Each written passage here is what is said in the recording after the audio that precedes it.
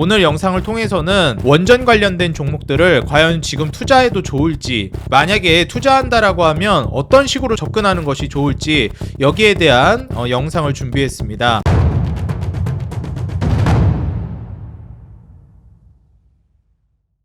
네, 반갑습니다. 주식장인 유튜브 구독자 여러분들, 주식장인입니다. 자, 이번 영상을 통해서는 이제 원전주 관련된 종목들에 대해서 알아보도록 할 건데요. 최근에 이제 원전주들이 엄청난 강세를 보여주고 있죠. 제가 일전에도 한번 이제 외국인들이 한국 시장으로 많이 넘어오고 있다라는 언급을 드리기도 했고, 외국 투자자들이 한국으로 넘어오게 되면서 많이 이제 매수한 종목들이 과연 어디에 있는가? 지금 한국에 주식시장에 돈이 물밀듯이 들어오고 있는데 예탁금이 이제 60조를 훌쩍 넘어서는 모습을 보여주기도 했고요. 예탁금이라면 주식시장에 투자하려고 이제 넣는 돈인데 이 돈이 60조를 넘어서 62조까지 갔죠.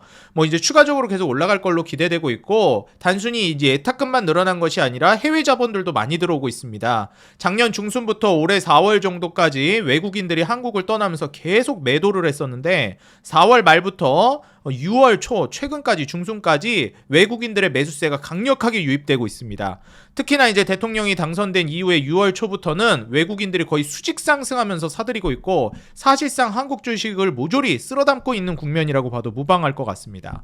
이 외국인들이 최근에 이제 한국에서 매수하고 있는 종목들을 살펴보게 되면 대표적인 우량주들을 많이 담고 있거나 상법 개정 관련된 뭐 지주사나 증권사, 금융주들을 많이 담고 있고요. 그리고 추가적으로 많이 담고 있는 것이 우리나라의 전통적인 이제 강세 업종인 조선과 방산 역시도 많이 담고 있습니다. 자, 근데 마지막으로 또 외국인들이 많이 담고 있는 업종이 있는데 그게 바로 원전입니다. 사실 이제 전 세계적으로 탈원전이 이제 진행이 되어 있다가 탈원전 1호 국가였던 이탈리아마저도 이제 원전을 다시 되살리는 방향성으로 돌아섰습니다. 그렇기 때문에 사실상 이제 국제적으로 탈원전을 한다라는 것은 좀 상식 밖의 일이라서 거의 뭐 가능성이 희박해졌다라고 볼 수 있겠고요. 우리가 이제 국제사회에서 강점을 가지고 있는 산업들 같은 경우에는 한국 시장이 이제 강세를 띠게 되면 훨씬 더 두각을 드러낼 가능성이 높거든요. 거기에 뭐 대표적인 게 우리나라 유명한 수출 품목은 역시 반도체나 자동차, 이제 또 떠오르고 있는 것이 뷰티 종목들이라든지 원전 같은 것들이 있겠습니다. 지금 조선이나 방사는 여전히 강세를 띠고 있는데 원전이 워낙에 세다 보니까 이제 아직도 늦지 않았을 거라는 생각을 가지신 분들이 많아요. 저도 아직 기회가 좀 많이 남아있다라고 보거든요.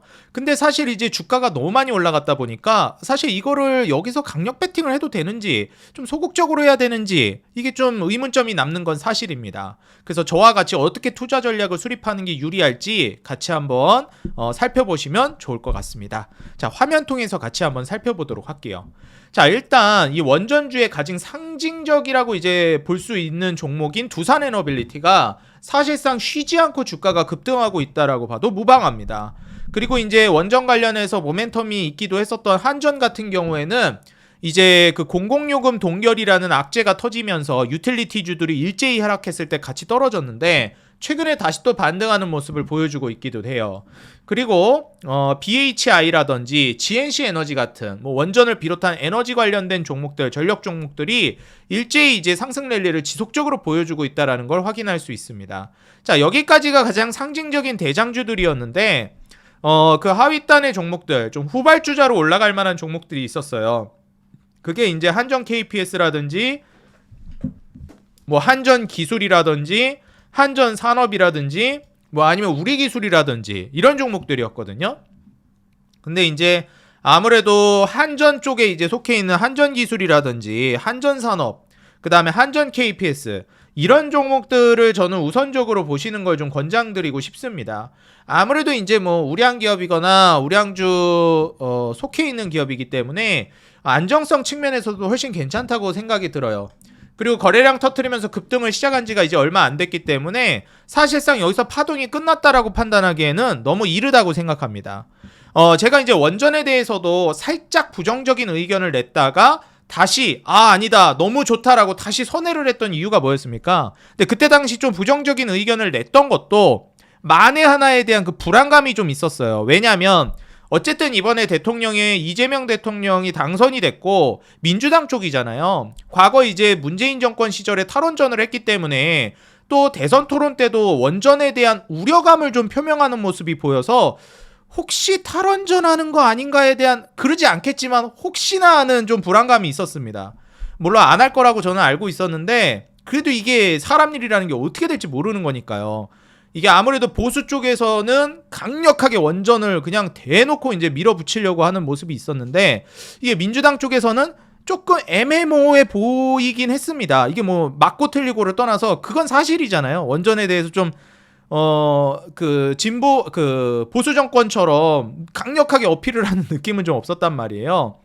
오히려 조금 우려를 하는 입장을 좀 내놓기도 했었죠. 근데 여기에 대한 게 좀 해소가 됐던 게 뭐냐면은 제가 뉴스 기사가 이제 최근에 나온 걸 같이 좀 공유하면서 보겠는데 이 탈원전에 대해서 걱정했는데 이재명이 이제 원전 축하 한전 기술 이제 상한가 같다 이런 이제 기사가 나왔습니다. 그러니까 사실 이 이재명 대통령이 지금 현 시점에서 탈원전을 좀 걱정하고 있었는데 투자자들이 원전 관련된 이벤트가 이제 나오다 보니까 거기에 대해서 이제 축하하는 의견을 보냈어요. 그래서 그러면은 이제 원전에 대해서 탈원전에 대한 우려는 좀 사라지지 않을까에 대한 기대감도 좀 있고 무엇보다도 일단 지금 현재 한국이랑 MOU를 맺은 미국의 기업들뿐만 아니라 전반적으로 SMR 기업들을 중심으로 해서 미국의 원전주들이 일제히 폭등을 보여줬습니다. 오클로라든지 뭐 SMR 이런 종목들 이제 전반적으로 급등 랠리가 나와줬다라는 거예요.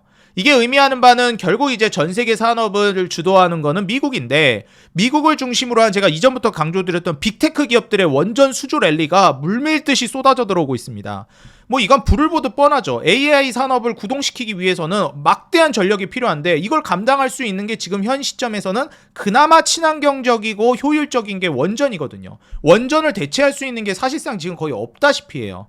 그래서 사실 이거를 이재명 대통령도 알고 있다고 저는 생각이 들고요. 그렇기 때문에 미래 환경을 위해서 친환경을 같이 에너지 믹스를 통해서 육성은 하지만 필요하니까 지금 써야 되는 건 맞다. 이걸 이제 의견을 명확히 피력했다라고 저는 보고 있습니다. 그래서 사실 만에 하나 탈원전을 하거나 만에 하나 원전을 압박하면 어쩌지라는 불안감마저도 이제 해소가 됐다라고 보여져요. 그래서 지금 현재 상황을 보시게 되면 두산에너빌리티도 연일 신고가를 쓰고 있고 한전기술도 급등하고 미국 원전주가 일단 급등하고 있다는 게 가장 핵심입니다. 미국 원전주가 급등을 하고 있으니까 사실 한국의 이제 섹터 같은 경우에는 우리가 미국과 이제 지수가 완전히 비슷하게 동조화되어 있지는 않아요. 근데 보통 이제 산업의 트렌드 자체는 동조화되어 있거든요. 예를 들어서 미국에서 건설기계가 올라간다, 엄청난 폭등 랠리를 보여준다. 그럼 한국도 이제 건설기계 쪽이 급등한다든지 미국의 AI 종목들이 급등한다. 그럼 한국도 AI 종목들이 급등한다든지 이 트렌드의 결은 좀 따라갑니다. 왜냐하면 전 세계 산업 트렌드를 주도하는 게 미국이기 때문에. 그래서 미국에서 원전주들 급등 랠리가 나오고 있고 미국의 어마무시한 AI 빅테크 기업들 우리가 뭐 흔히 빅세븐이라고 이야기하는 그 기업들 안에서도 마이크로소프트라든지 메타라든지 아니면 뭐 구글 알파벳이라든지 아마존이라든지 대다수의 기업들이 지금 모조리 AI 계약을 따내거나 기업을 인수합병하거나 지금 현재 생산 라인에 이제 돌입하기 시작했다라는 거예요.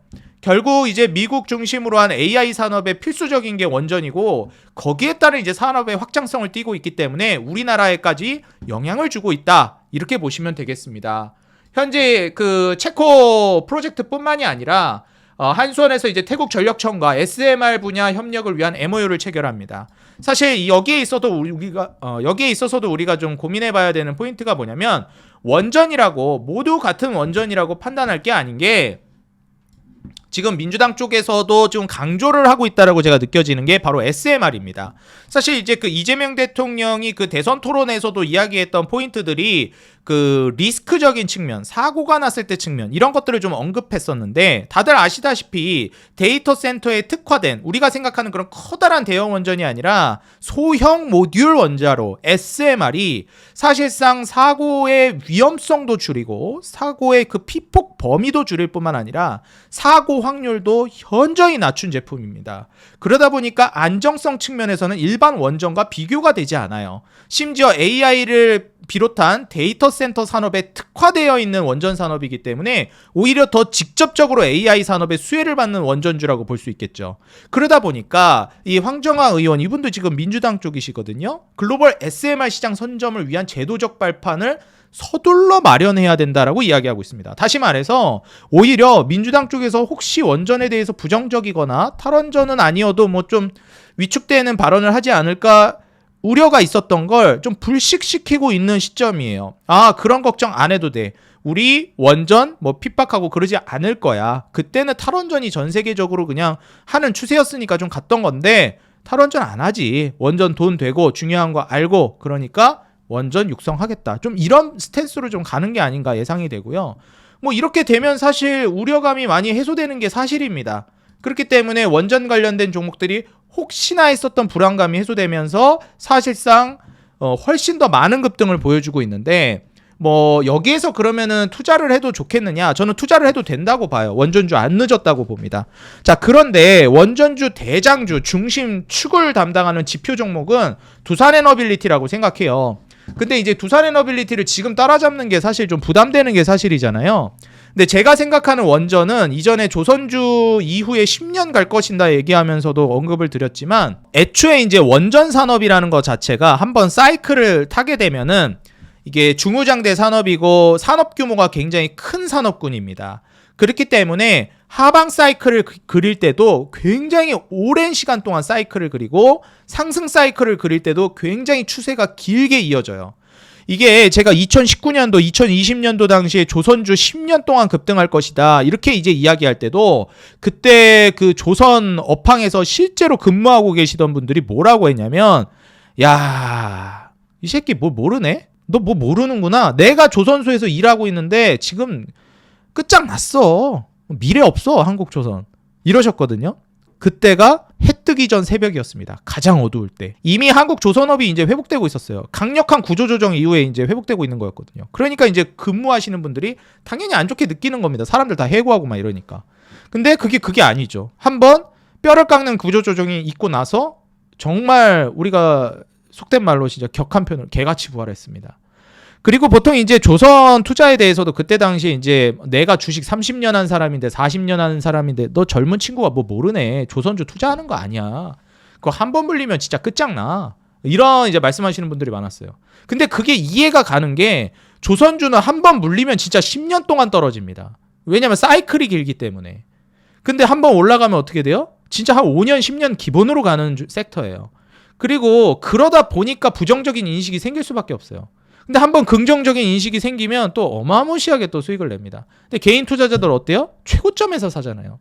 제가 봤을 때 한 2, 3년 뒤에 조선주 여기서 더 올라가면 거기서 개인 투자자들 제일 많이 사고 있을 겁니다. 원전주도 마찬가지인데요. 제가 이제 조선주 같은 경우에 이미 사이클이 시작된 지가 한참 지났어요. 사실 한 5년 됐습니다. 근데 이제서야 뭐 조선주 아직도 늦지 않았다. 저는 뭐 얘기는 하는데 뭐 제 자랑이 아니라 전 2020년부터 사야 된다고 했던 사람 입장에서는 지금 엄청 오른 게 사실이에요. 물론 더 오른다고 보지만. 근데 이제 그런 관점에서 봤을 때 2020년도 당시에 조선주 같은 포지션을 취하고 있는 섹터가 원전이었어요. 왜냐면은 조선주는 이미 많이 올랐지만 원전주는 거의 그냥 안 올랐었거든요. 그렇기 때문에 심지어 원전 같은 경우에도 사이클이 굉장히 긴 산업이어가지고 한 번 상승 사이클을 타면 짧게 끝나지 않아요. 뭐 1, 2년으로 끝나지 않습니다. 기본 5년에서 10년 사이클이에요. 근데 5년에서 10년 내내 오르는 게 아니죠. 올랐다가 빠지거나 횡보하는 시간을 또 오랜 시간 거치고 그리고 또 추가 슈팅, 2차 슈팅 그리고 또 조정기를 거치고 또 3차 슈팅 이러면서 5년에서 10년을 가는 거죠. 1차 슈팅에서 끝나는 게 아니라 2차, 3차 슈팅까지 가면서. 그래서 쉬어가는 구간이 나오면 사야 됩니다. 사실 원전은 제가 봤을 때는. 왜냐면 지금 이제 그 월봉상 보시게 되면 원전은 저는 1차 슈팅이라고 봐요. 지금 슈팅이 1차 슈팅 이후에 뭐 조정 좀 세게 나올 수 있습니다. 근데 그때 조정 주는 구간에 저는 본격적으로 담는 게 좋고 지금 구간에서 따라잡겠다라고 하면 소액으로 담아야 된다고 생각해요. 애초에 빠질 거 염두에 두고 그리고 빠지면 그때부터 좀 공격적으로 담는다 생각하는 게 좋을 것 같습니다. 그리고 원전 대표 종목이 이제 뭐 두산에너빌리티뿐만 아니라 뭐 한전이나 뭐 아니면은 뭐 한전은 뭐 별로 안 올랐지만 BHI나 뭐 GNC에너지 어마무시하게 올랐잖아요. 그러니까 이런 거 좀 부담되고 이제 출발하는 거 없을까 본다라고 하면 한전 KPS라든지 한전기술 그리고 뭐 한전산업 이런 종목들은 이제 출발하는 종목들이거든요. 그래서 저는 아직 안 늦었다고 봐요. 애초에 이제 지표 종목 역할을 해주는 중심축이 되는 이제 두산에너빌리티나 이런 종목들이 먼저 가고 뭐 BHI나 GNC에너지 같은 비상발전 관련된 종목이나 열병합이나 이런 쪽으로 이제 움직임이 나오고 나서 한전 KPS나 한전기술, 한전산업 쪽이 후발주자로 올라가고 있는 단계입니다. 그러니까 이 종목들은 두산에너빌리티나 뭐 이런 BHI, GNC에너지 올라갈 때 안 갔던 종목들이라 이제 첫 출발이란 말이에요. 그래서 뒤늦게 좀 따라잡아도 저는 늦지 않았다고 봅니다. 특히나 이제 한전 KPS나 한전기술 같은 경우에는 보시다시피 이제 차트상 바닥에서 이제 올라오기 시작했고요. 한전 KPS도 우리가 이제 10년 사이클을 내다본다라고 하면 뭐 이제 시작이죠. 한전 KPS도. 그래서 매출, 영업이익, 순이익이 모두 증가하고 있고 제가 이제 종목을 선정하는 기준 말씀드렸죠. 아예 신고가를 뚫고 가거나 바닥에서 추세를 돌리는 종목, 상승 사이클에 있는 종목인지를 차트적으로 먼저 보고 재무적으로는 외형 성장과 질적 성장을 봅니다. 외형 성장은 매출과 이익이 증가하는지, 영업이익, 순이익 있죠? 그 다음에 질적 성장은 마진율이 증가하는지를 보죠. 하나를 팔더라도 많이 남기는 구조로 사업을 영위하고 있는가. 어떤 기업은 100만원 팔아서 50만원 남기고 어떤 기업은 100만원 팔아서 10만원 남기고 어떤 기업은 100만원 팔아서 6, 70만원을 남깁니다. 사업 구조가 완전히 다른 거예요. 마진율이 높을수록 굉장히 탄탄한 기업이고 수요를 기반으로 주가가 빠르게 올라갑니다. 보통 매출도 늘어나고 이익도 늘어나는데 주가가 왜 빠지지? 보통 마진율이 꺾이기 시작하는 경우 그런 경우가 많아요. 그래서 단순히 이익만 늘어난다고 좋아할 게 아니라 마진율이 그래도 유지는 해주는 게 중요합니다. 지금 매출, 영업이익, 순이익 모두 우상향하고 있고 여기에 맞춰서 부채 비율도 26% 정도로 안정적인데 영업이익률 같은 경우에도 13%대가 이제 고점을 찍을 때였거든요. 그리고 이제 내후년에 다시 또 13%대로 올라설 걸로 기대되고 있습니다. 순이익률도 이제 10.9%로 11% 근사치까지 갈 걸로 기대되고 있는 시점이에요. 그래서 한전 KPS 같은 경우에 PER 이제 10배까지 떨어질 걸로 예상되고 현재도 뭐 한 12배 정도 수준이니까 충분히 이제 영업이익과 순이익 성장세에 맞춰서 급등이 기대될 수 있는 종목 중에 하나라고 보여집니다. 그리고 이제 한전기술 같은 경우에도 이제 매출과 영업이익이 꾸준히 이제 증가하고 있고 2028년도부터는 본격적으로 슈팅이 나오는 시점이라고 봐요. 왜냐하면 이때부터 매출이 8천억, 영업이익이 1,000억대, 순이익도 이제 1,000억대로 이제 돌파가 나올 걸로 기대됩니다. 순이익 1,000억은 이미 올해도 예상되는데요. 영업이익이 이제 480억 정도인데 순이익이 1,000억 나오는 거니까 이거는 일회성이라고 봐야 돼요. 그렇기 때문에 이거를 진짜 1,000억이라고 보고 여기서 줄어들었다고 안 좋아지네? 이렇게 해석하면 안 됩니다.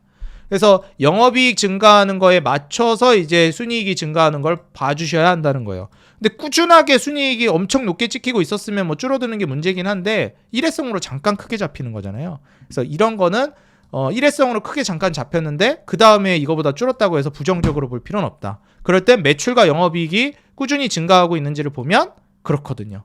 그래서 꾸준히 증가하고 있기 때문에 여기에 맞춰서 순이익도 지금 준수하게 성장하고 있다라는 점 참고해 보면 좋겠고 마찬가지로 2028년부터는 영업이익 순이익 1,000억대를 내다보고 있습니다. 한전 KPS도 마찬가지죠. 그래서 상당한 이제 그 성장세를 우리가 기대해 볼 수 있다라는 겁니다. 마진율도 이제 10%대까지 그리고 순이익률은 11%대까지 성장할 걸로 기대되고 있고요. 그리고 이제 PER이 한 37배 정도 나와줄 걸로 예상됩니다. 이제 2028년 정도 되게 되면 한 20배 정도 수준까지 떨어질 걸로 예상이 되고 있는 시점인데 한전기술 같은 경우에는 아무래도 한전 KPS 대비해서는 상장한 지가 그렇게 오래되진 않았어요. 물론 그래도 오래됐는데 비교적 그렇습니다. 그리고 이제 한전산업 같은 경우에도 아직 신고가 랠리를 쓰지 못하고 있습니다. 추후에 좀 더 상황을 지켜봐야 되겠지만 이제 본격화되는 산업 성장을 생각해 본다라고 하면 한전산업이라든지 한전기술이라든지 한전 KPS 같은 기업들은 충분히 아직 기회가 많이 남아있다라고 보여져요. 그리고 두산에너빌리티나 BHI, GNC에너지, 뭐 한국전력 이런 종목들은 소액으로 접근했다가 조정이 세게 나오고 횡보를 오래 거칠 때 그때 이제 꾸준하게 매집해가지고 비중을 늘려나가는 전략이 저는 좋다라고 봅니다. 지금 급등하는 종목들 너무 무리해가지고 따라잡지 말고 따라잡는 것까진 괜찮은데 금액 조절을 잘하는 게 좋을 것 같다라고 저는 조언을 드리고 싶어요. 사실 원전이라는 산업 자체가 굉장히 긴 사이클을 그리는 섹터이기 때문에 지금 두각을 드러내고 있는 건 첫 사이클이라고 봅니다. 조선은 이미 이전부터 오랜 시간 동안 사이클을 그려왔어요. 벌써 5년 정도 지났습니다. 그래서 사실 벌써 한 중간 정도 넘어가고 있다고 봐요. 근데 원전은 다릅니다. 그래서 원전 같은 경우에는 뭐 비슷한 게 이제 조선이랑 비슷한 게 방산도 그러고요. 전력 인프라도 그래요.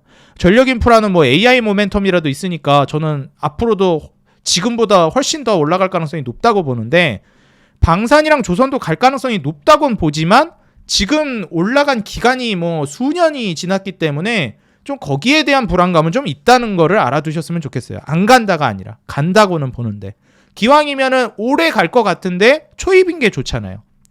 조선주를 2020년도 때부터 투자한 게 좋았듯이 2021년, 2022년부터 전력주 투자하는 게 좋았듯이 방산주 2022년부터 투자하는 게 좋았듯이 2025년부터 원전주 투자하면은 좋을 것이다. 저는 이렇게 말씀드리고 싶습니다. 비록 많이 올랐지만 더 갈 가능성이 높고 이제 출발한 섹터니까요. 장기 사이클을 그릴 것이고 이 점을 좀 고려하셔서 원전주를 좀 눈여겨보시면 좋겠고요. 지금 급등하고 있는 상황에서 무리하게 접근하기보다는 조금씩 발을 담가 가시다가 조정이 한 차례 나오면 2차 슈팅을 준비하시면서 그 조정 구간에서 꾸준히 매집하는 전략 잘 삼아 나가시면 좋겠습니다. 조정 없이 그냥 그대로 엄청 날아가 버리면요. 그럼 소액을 담았으니까 그 소액으로 수익 났으니까 됐죠. 그렇게 만족해야 됩니다. 더 많이 담을 걸. 그건 욕심이에요. 그럴 거면 진작에 담았어야죠. 예, 그래서 사실 투자에 있어서는 버릴 건 버리고 취할 건 취해야 된다고 생각합니다. 너무 내 욕심대로만 이익을 내려고 하면 사실 그게 신이지 뭐 사람이겠습니까?